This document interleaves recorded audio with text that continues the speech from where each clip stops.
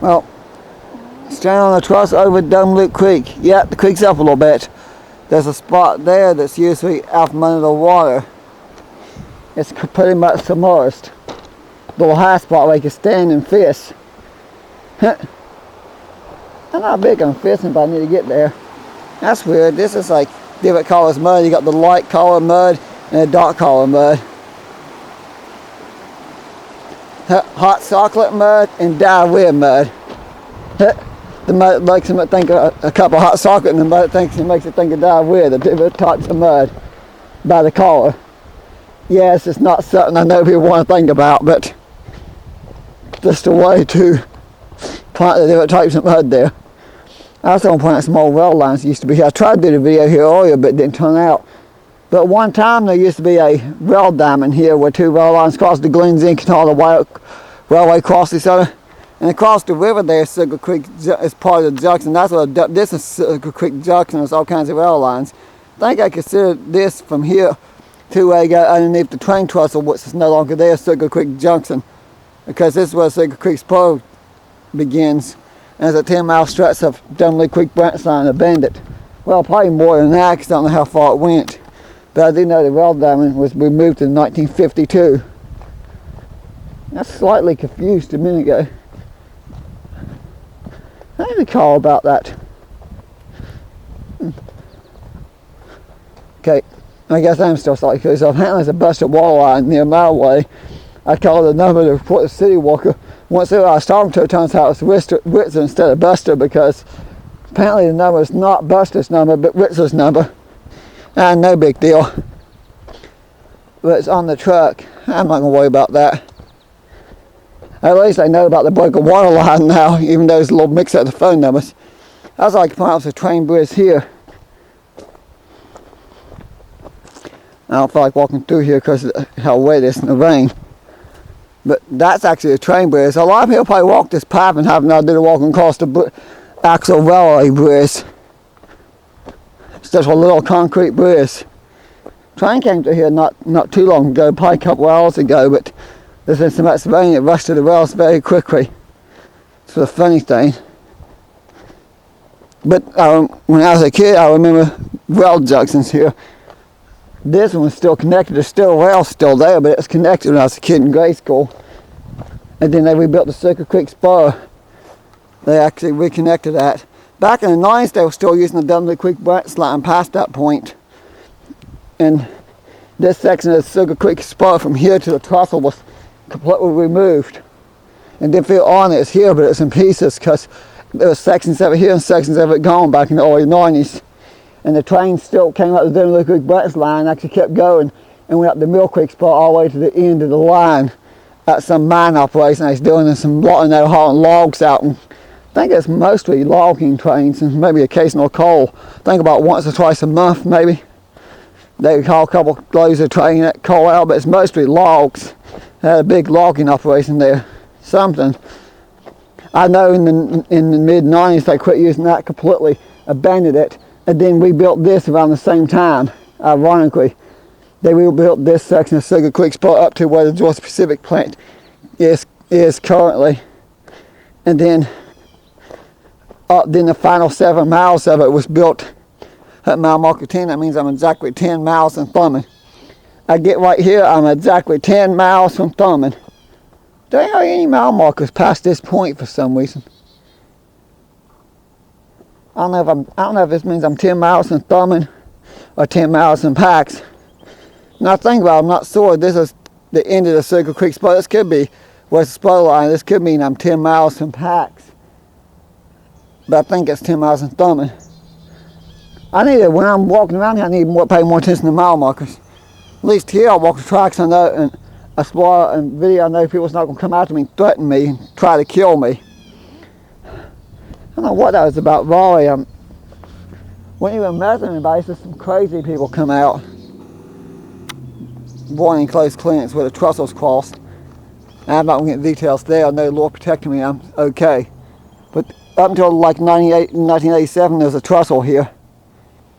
And that poison ivy so bad it looks like a tree.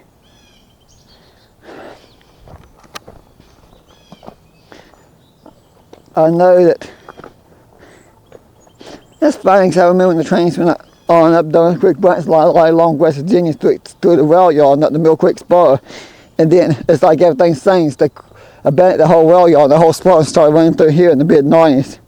I think for at least 2 years, the whole entire branch line, Douglas Creek branch and Thurman, the whole branch line was out of service for at least 2 years. When I quit hauling stuff at the sawmill. And I think I was mining coal and doing sawmills, but I think the coal mine shut down the sawmill. Actually, the sawmill is still open as late as 2013, but sometime in the mid-90s, I guess that started to be less expensive and easier to haul everything by truck instead of rail. Because the sawmill became the pellet plant. It's all gone now. The military has a base there where that used to be. But all the creeks are up. This seems to be getting muddier. Seems like this is more muddier than it was a few minutes ago. But that's where the train trestle used to be. This wooden trestle was gone before I was born. But evidently there was no fire department for the city of Mount Hope.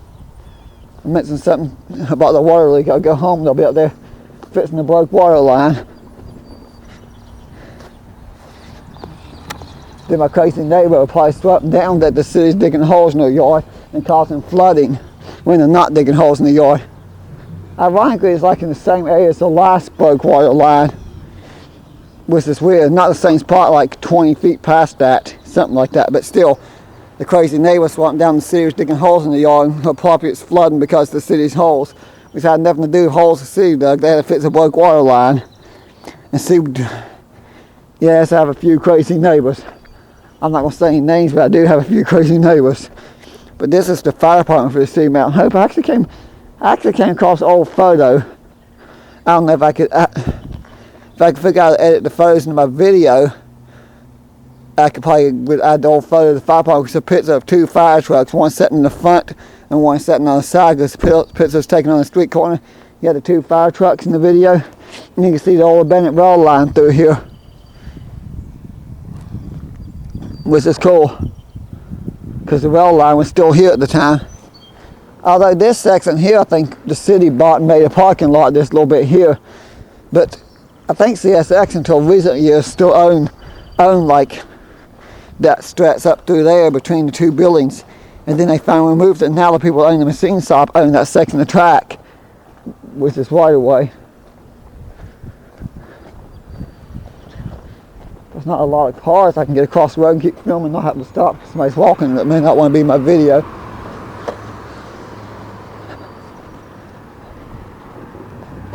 Okay.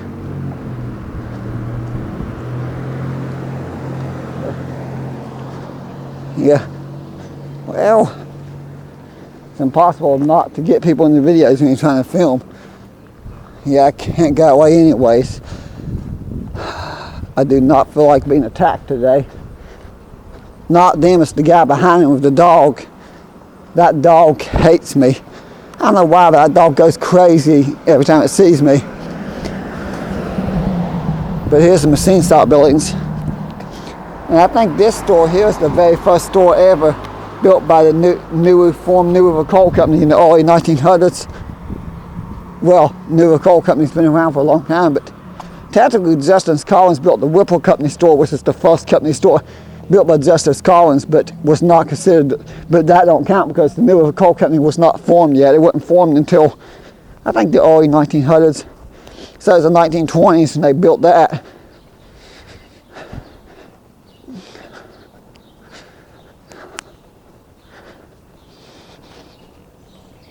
For these machine shops. Now this metal part is added on in my lifetime. Well, the red was anyways. The silver, I think in the 1970s, because they have added on to the buildings here. Post office property, it's probably why they keep lawnmowers and equipment when they mow and weed eat here. Apparently the post office service, I was supposed to start working for them, claiming, and then they decided to do a career claim service and just redo everything. So they're hiring all these new people, then they decided to hire less people to save money and have like some postal employees, I guess, that used to work at other post offices that closed down, give them a clean job so the post office is still open so they can keep work. so I didn't get the job, but that's okay. At least people that was already employed at the post office that got laid off temporarily came back. But NRCO, New River Coal Company. And there's the old factory light.